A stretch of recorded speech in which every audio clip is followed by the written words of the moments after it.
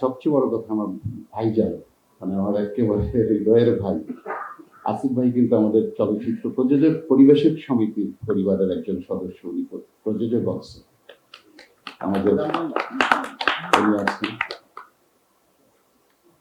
তানজিক আমিন কাজ করছে। আর হচ্ছে যে নওশোভা যখন সার্টিফিকেশন বোর্ডের মেম্বার হয়েছেন বোধহয় 2 বছর ধরে, হওয়ার পরে ওর সাথে আর দেখা হয়নি। আমি তোকে এইভাবেই বলি যে মানে কংগ্রাচুলেশনস, কারণ হচ্ছে যে আর দেখা হয়নি এই মেম্বার হওয়ার পর। আমি অত্যন্ত নওশোভার, আমিও বিগত দিনের সেন্সাস বোর্ডে থাকার কারণে অনেক ছবি দেখেছি নওশোভার। দেখে দেখে নওশোভার গল্প করতাম যে নওশোভা, এবং নওশোভার একটি ছবি। আর নওশোভাকে আমি দেখেছি যে গতানুগতিক ক্যারেক্টারের বাইরে কাজ করেছে বেশি। অফ ট্র্যাকের গল্পগুলোতে নওশোভা কাজ করেছে। আমার কাছে খুব ভালো লাগতো কাজগুলো, এবং এত সুন্দরভাবে কাজগুলো করেছে যে আমি তাকে ফোন না করে পারতাম না, ফোন করে বলতাম, শেয়ার করতাম।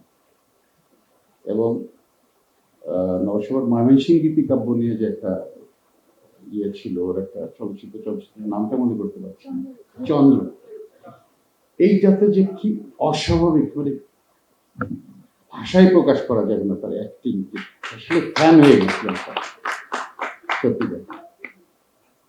আর হচ্ছে যে আমার যারা আরো কাজ করছেন, যে তানভীর আছে, তানভীরকে দীর্ঘদিন চিনি, আরো যারা আছেন কলাকুশলী। তো আমি শুধু ছোট্ট একটি কথা বলে শেষ করছি, সেটা হচ্ছে যে আমি শুধু বলতে চাই যে চলচ্চিত্র আমাদের সেই রূপালী পর্দার একটা সোনালী অতীত ছিল, সেই অতীতটা এখন আর নেই।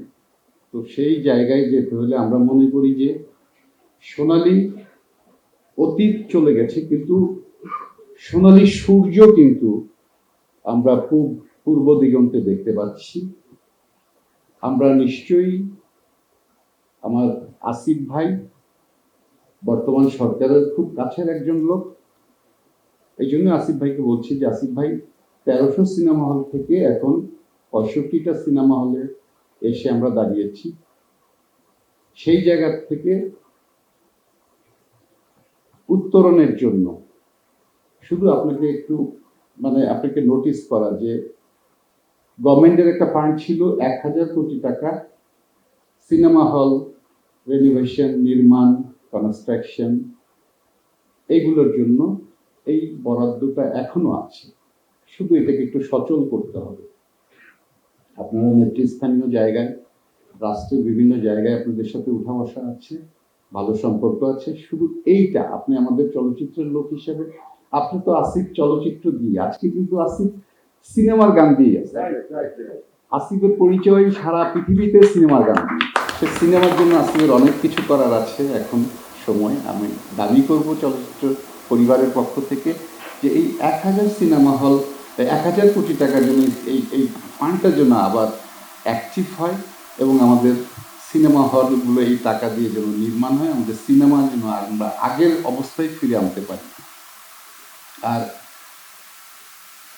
একটা সময় প্রচার কিন্তু ছিল না একেবারেই, সেই রূপালী পর্দার প্রচার ছিল। আমরা এই পৃষ্ঠে ভরে ইত্তেফাক দেখতাম, শুক্রবারে ইত্তেফাকের জন্য ওয়েট করতাম, বিনোদন পাতার জন্য ওয়েট করতাম, অনেক বিনোদন পত্রিকা ছিল। কিন্তু আজকে যেটা দাঁড়িয়েছে সেটা হচ্ছে যে ইলেকট্রনিক্স মিডিয়া, অনলাইন, ডিজিটাল।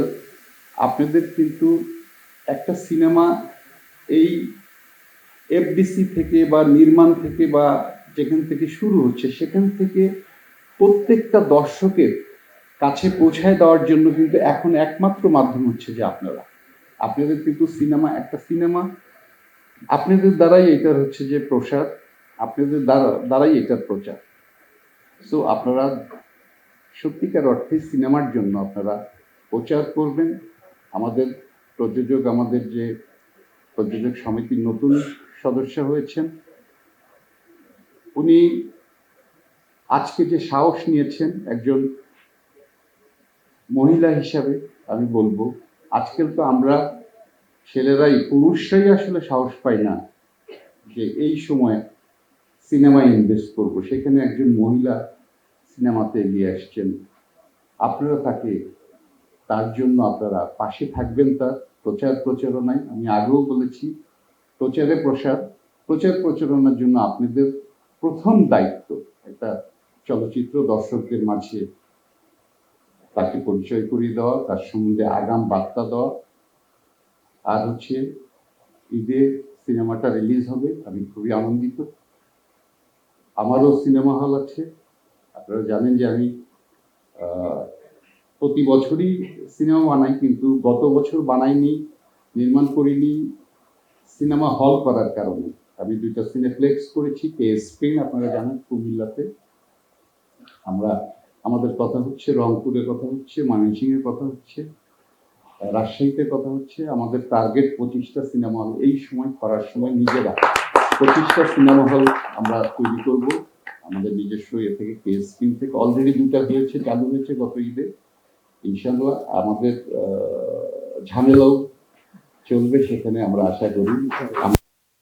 কুমিল্লাতে আর হচ্ছে যে সকল কলাকুশলী যারা, আমার বিশেষ করে